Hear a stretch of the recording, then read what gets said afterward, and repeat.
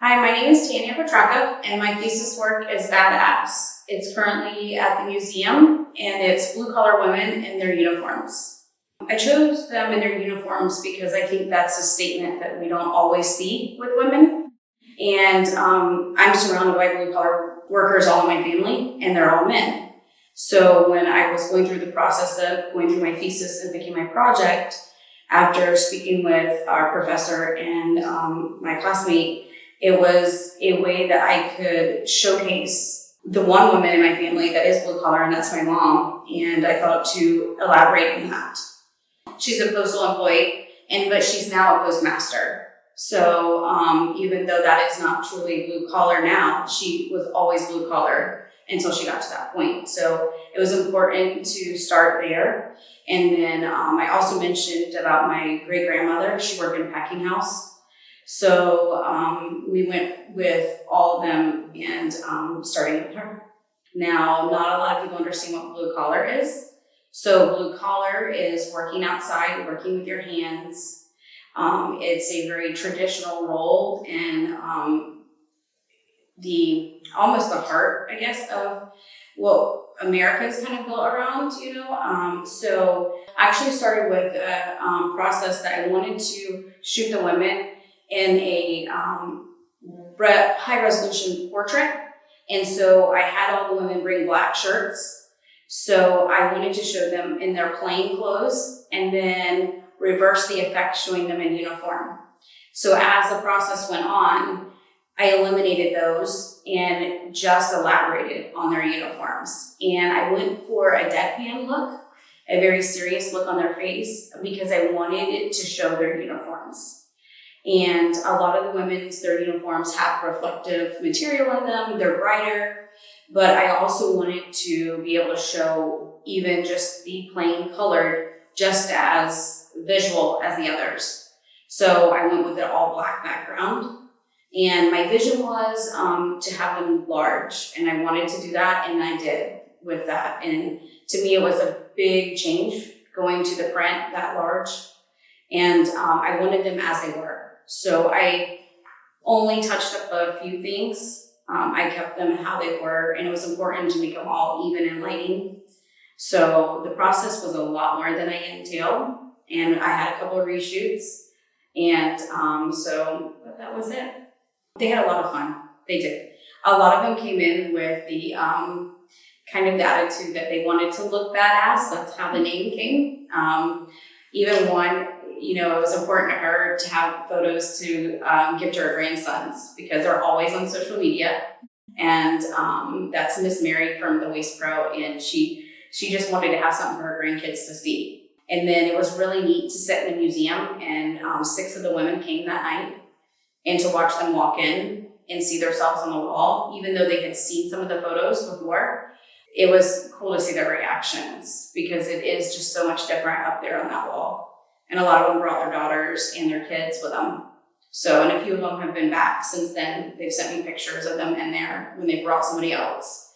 So it was really neat because all of them, it was important for them to show their job, but it was also, they didn't want to be part of a movement or any kind of statement. They just were proud of where they were and that they are a woman that can stand along next to anybody and do their job. Since I came into the UCF program, I started photographing a lot more with lights and in studio. And in January, I actually started the process of building a studio, and now I have one. So I currently have a photography business that I've worked really hard on through the last couple of years. And now I'm starting to do more in studio. And I'm a mother of 3 very active boys. So I'm very much involved in community projects. And the project that I have, the Badass, is something I want to do personally on the side. I love my family photography, taking my seniors photos and doing sports photography. And my studio is also allowing me to branch out to have people actually come in and rent my studio time. And it's opening up little doors that I hadn't expected. So it's been kind of overwhelming since I graduated. So it's just getting everything balanced.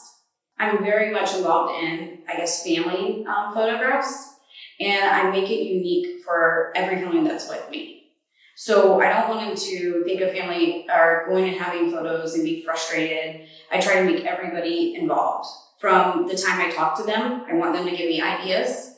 I want them to be part of it. And dad, mom, uncle, aunt, whoever is doing it, I try to find out about who they are, and I make it who they want to see on the wall, not for a month or two, but for months to come. So I feel like that is what sets me unique, is that I really work on each family separately. I don't stick to one style. I don't. If I'm editing for a family that wants it light and bright, then I do. If they want something moody, then I do. I really concentrate on the people who I'm photographing. I like to see people's eyes. I like to see their expressions. Whether it's a smile or serious, I want to be able to look at a photograph and I want to see that person. And it doesn't have to be the person that is you always see. You might see something different in a photo when you're on a shoot that you might not see every day, but I want you to be able to look at that photo and see that. So I really do that in my business as much as I do in that thesis. That's why I had a couple of reshoots, is because I felt like a couple of them, I just needed, take a breath, let's do it again, kind of thing. So when I was printing my photos, we had a couple times when we would go in and we print large, we would print different sizes with the different types of paper. So paper having a matte finish or a glossy finish or a luster, and then taking those prints over to the museum and hanging them, and the process of what they look like under that light. Because the lighting or what we might print out would be different here at our print lab. So I did 2 different sizes, and I went with a larger size, and I chose no glass. And in the museum, they have many different, they have vinyl, they have paper, they have cloth, different ways they display the photographs and how the artist wants them. I wanted the impact of when you walked in, you saw the people in the photograph. If there was one thing that I learned through the graduation process and through school is don't be afraid to look at photography still as a trade. Not everybody's going to be a fine art artist, and not everybody's going to have a commercial lookout. And I think that for me, being a family photographer was almost kind of taboo. You didn't say that, but I think it's something that we all learn from if you want to learn from different types of art and photography. And I think that with going through our last program and our thesis through UCF, I was more comfortable at speaking about that. And I think that everybody that goes through the program, they need to be able to really take every part of it that they learn. If it's architect, if it's fine art, if it's family photography, sports photography, I think we all have something that we can bring to the table, and we learn from it to grow more projects.